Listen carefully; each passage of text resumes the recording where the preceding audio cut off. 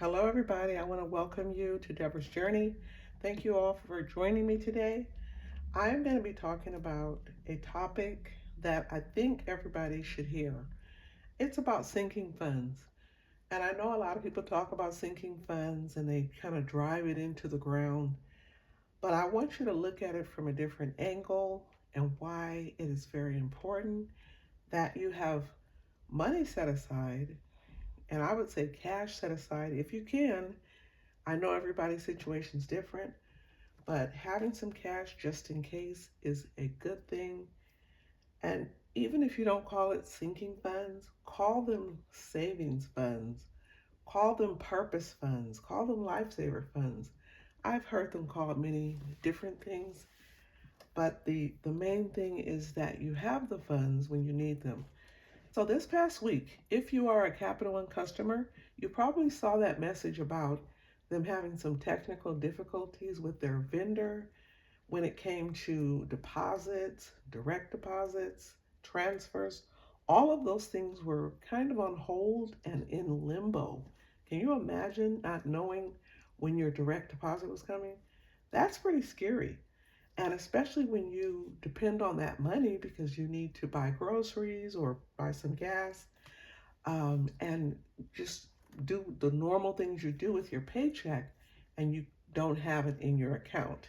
And if somebody is one of those people who live paycheck to paycheck, it's not just scary if you have to use a credit card, if you have to pay fees, or if you don't even have a credit card.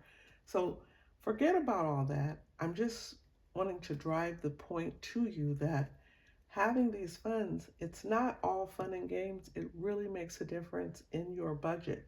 And if you're getting better with money, then I'm inviting you to use sinking funds because this is truly a wonderful way to make sure you're on top of your money, on top of obligations, and this works. Now, everybody has things in their life throughout the year that come up maybe once, twice, maybe three or four times. So, a lot of times you probably don't put those in your budget because it doesn't come up all the time. Things like birthdays, your family members' birthdays. Christmas comes once a year, but when it comes, it's very expensive. You may have car repairs or car tags. So the list goes on of things that I would call irregular expenses, even though they're not something that would be in the category of emergency. Christmas is not an emergency. Paying your car tags is not an emergency. Getting tires because you ran over something, maybe I would say that's an emergency. Or if you got a really big tax bill and you completely were caught off guard, that's an emergency. So you have to really kind of look and drill down to what the difference is. And it all comes down to being prepared. And so sinking funds are really great savings tools to get you prepared for different categories of expenses in your budget throughout the year. So, whatever your, I would say, top five, maybe 10 expenses that come up that are irregular, the average person celebrates Christmas, so that's usually one of those things. If you drive a car, you're going to have car repairs, you're going to have maintenance. That is something you have to consider. Birthdays, celebrations, those are things that come up. And if you have a pet, maybe vet expenses, you don't pay those monthly, but you may pay them every now and then. So the point I'm driving is having money set aside for these different savings categories so that when they do come up throughout the month, it doesn't take away from your regular budget so that it'll end up being actually a negative in your budget instead of a positive. Most people budget their paycheck to the dollar. So when these type of things come up, having money saved up for them is smart. And it's wise to get started using sinking funds this year if you're somebody who does not use them. So I always say look at your own personal situation. How much money can you put aside? And think about what items throughout the year are going to come up. What are you going to be spending money on? I already know what my items are. I have a sinking fund binder. I also have sinking funds that I have online, and those sinking funds are there to earn interest. I have a travel sinking fund. I have a tax bill sinking fund. I have home maintenance sinking fund and medical expenses. So I have about 5 or 6 online sinking funds. Christmas is actually one of the sinking funds I have online too. I figured since I spend out of that account once a year and I'm going to be saving all year, I might as well just let the money earn a little bit of interest. So these are my cash sinking funds, and the reason why I keep them cash is because I'm in and out of these a lot more frequently than my online sinking funds. And I also like to have cash. I call this my backup cash. So if something comes up and I need some money because I'm short of cash, I can use my sinking funds and I can pull from them. If you have not tried sinking funds, then I really hope you will. But this is one thing you should be doing, and that is saving for those irregular expenses that come up throughout the year so that when they do come up, you have the money. If you don't have all of it, you have some of it, and it still makes a difference. So I have 100, 20, 40, 60, 80, 200, 10, 20, 5, 35, 45, 55. Okay. So I have $255. Go into my sinking fund binder, and I will share with you what I have and what I am going to be adding to them. I usually stuff this binder off camera, but I definitely stuff it.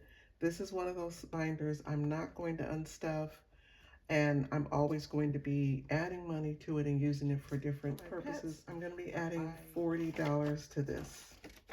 Okay, $40. Okay, so I have a total of 20, 40, 60, 80, 95, 105, 10. So $110, and it's actually time for him to get groomed again. His hair is getting a little bushy, and I know it's cold, but it's not that cold. So I think it'll be okay to schedule a grooming soon for him.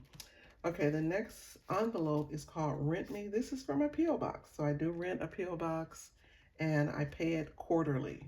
I just paid it this month actually for the next 3 months. So I'm going to be adding $15 to this. Okay.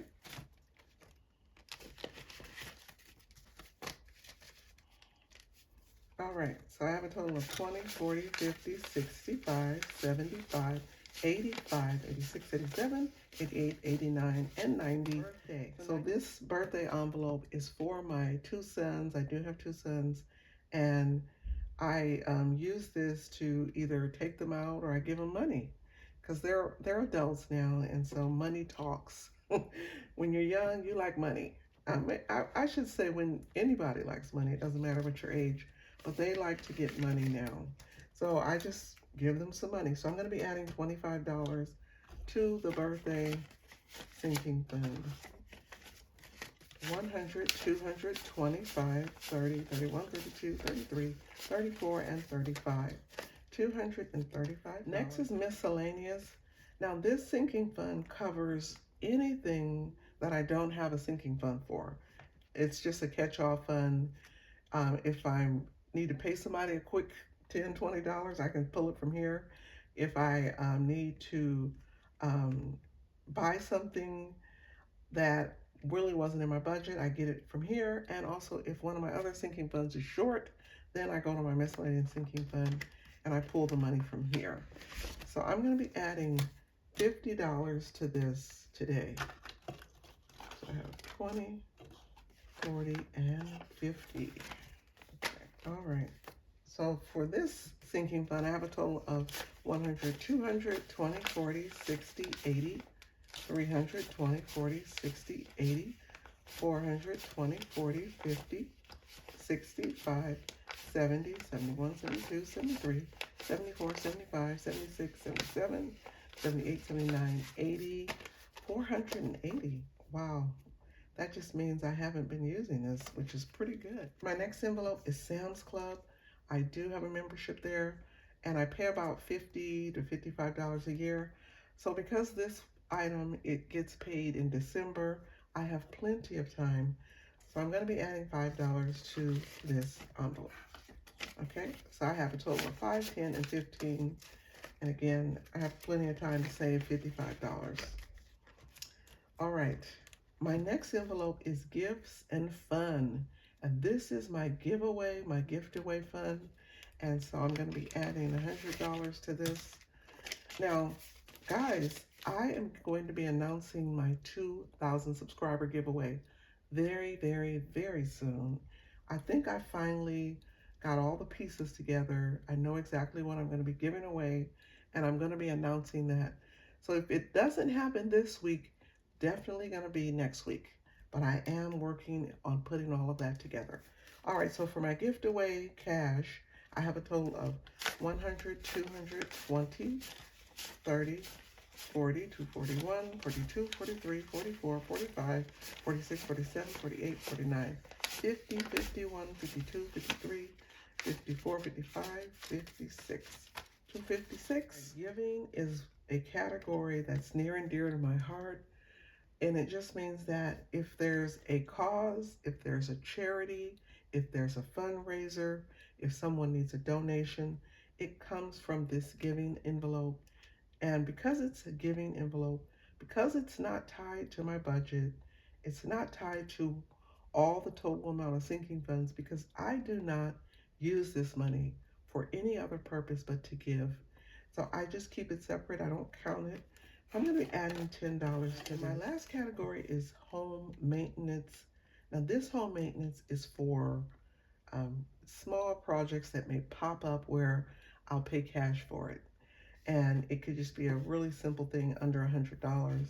So my goal was to keep this at 100, and I normally don't always add money to it, but I will add $5 to this today, and then I'll see how much money I have. So I have a total of 25, 35, 45, 55, 65, 67, 68, 69, 70, 71, 72, 73, 74, $75 in this envelope.